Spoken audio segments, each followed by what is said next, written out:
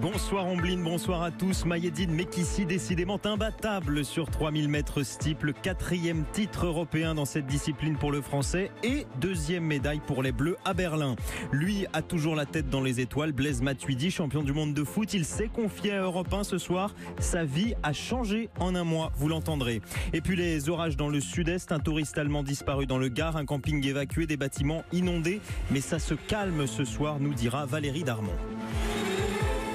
Le patron européen du 3000 mètres steeple, c'est donc bien lui. Confirmation il y a quelques minutes, Corinne Boulou, Mayedine Mekhissi vient de remporter son 4e titre européen sur ce type d'épreuve.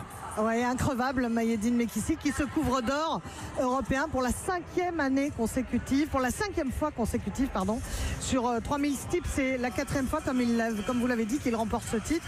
Et ce soir, il n'y avait personne pour menacer le Rémois. Il a contrôlé la course avant de porter les stockades finales comme seul lui peut le faire. En Europe, il y a Mekhissi Benabad et les autres.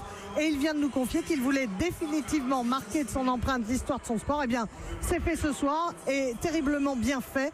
Médaillé olympique et mondial, multimédaillé européen. Le Rémois reste décidément à 33 ans l'une des valeurs sûres de l'athlétisme français.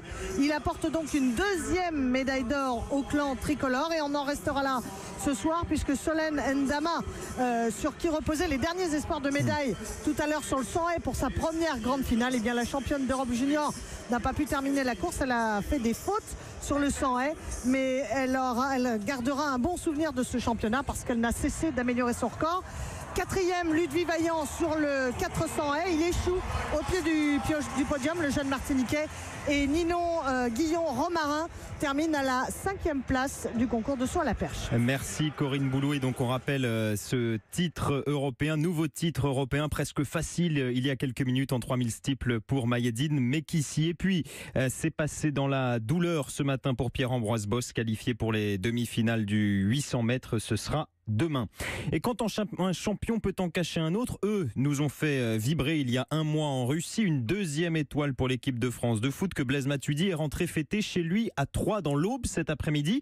Il en a profité pour faire un petit détour par l'antenne d'Europe 1 et visiblement il a encore la tête dans les étoiles. On aura toujours dans un coin de notre petite tête ce super...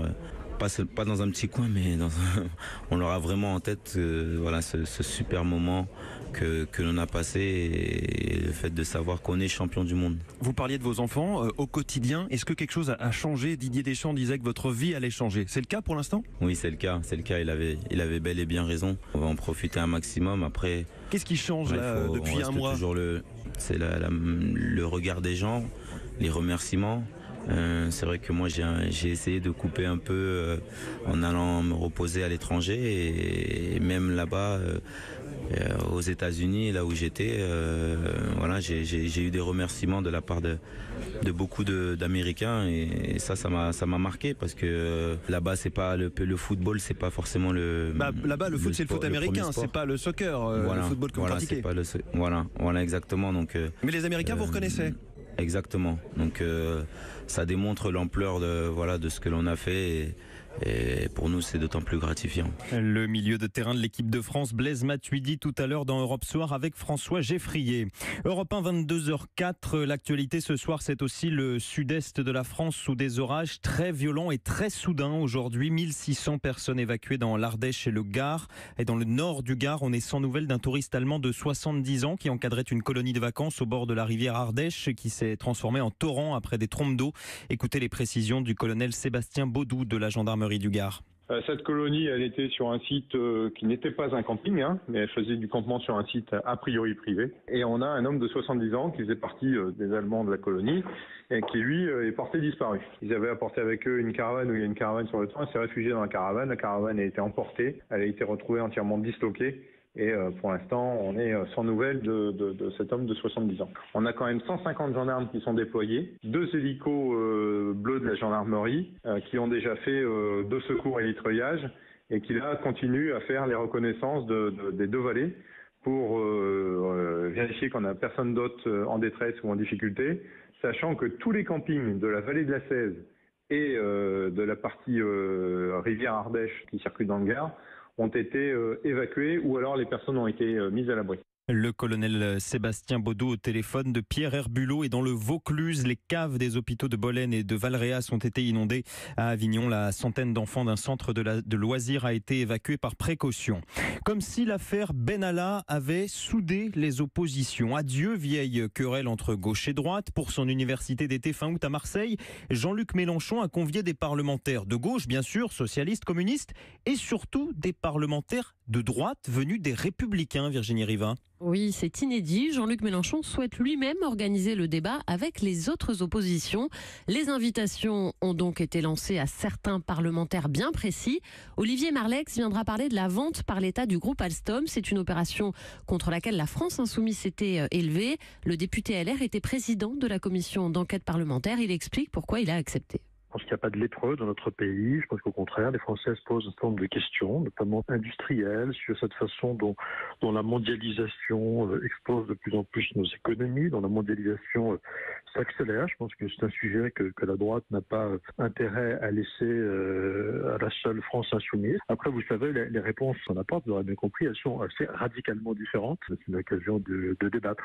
Autre députée LR qui fera le déplacement, Marianne Dubois, elle participera à une table ronde sur la défense. Certains marcheurs frondeurs comme Sonia Crimi, qui avait pris position contre la position de la France au moment de l'Aquarius, ont été invités. Elle a finalement refusé. À gauche, le porte-parole du PS Boris Vallaud sera présent, ainsi qu'un député communiste et un proche de Benoît Hamon. Une stratégie bien huilée de la part de la France insoumise, comme l'expliquait Éric Coquerel. C'est une manière de voir grand angle et d'insister sur le fait qu'on ait une vraie alternative à la politique d'Emmanuel Macron. Une façon aussi de se désenclaver politiquement. Merci Virginie Riva du service politique d'Europe 1. Un mauvais jeu d'enfant qui aurait pu mettre en danger la vie de 2 garnements et celle de centaines de passagers du TER Bordeaux-Libourne. Salomé Legrand, 2 jeunes frères ont été interpellés par les gendarmes hier en début de soirée. 2 garçons âgés de 9 et 11 ans qui jouaient au niveau de la gare de Lagorpe et qui venaient de déposer des petites plaques de béton à intervalles réguliers sur les voies ferrées. Un premier train heurte ces obstacles, heureusement sans faire de dégâts ni de blessés. 4 autres trains se retrouvent stoppés net derrière, bloqués en pleine voie. Le PC Sécurité de la SNCF prévient les gendarmes qui se rendent sur place et remontent non sans surprise jusqu'à ces 2 garçonnets. Ils ont été entendus puis remis à leurs parents hier. Le parquet de Bordeaux doit déterminer des suites à donner. Pour l'instant, aucune décision n'a été prise, mais jusque-là, dans des cas similaires de mineurs très jeunes et sans antécédents judiciaires, ce sont plutôt des mesures de réparation qui sont prises avec, par exemple, une sensibilisation aux conséquences de ces actes de malveillance. Il existe même des modules spécifiques en lien avec la SNCF. Quant aux parents, ils pourront être poursuivis uniquement sur le plan civil, c'est-à-dire des dommages et réparations. Salomé Legrand du service police-justice d'Europe 1. Un mot de la bourse et ça sent toujours les vacances. À Paris, le CAC 40 a clôturé ce soir à l'équilibre, grappillant un petit point par rapport à hier à 5502 points. La météo, Valérie Darmon, alors quel temps pour notre fin de semaine ? Eh bien, le calme devrait revenir sur l'ensemble du pays dès demain matin. Les orages devraient cesser ce soir aux alentours de 22h à minuit. Samedi, aucun risque d'orage n'est prévu.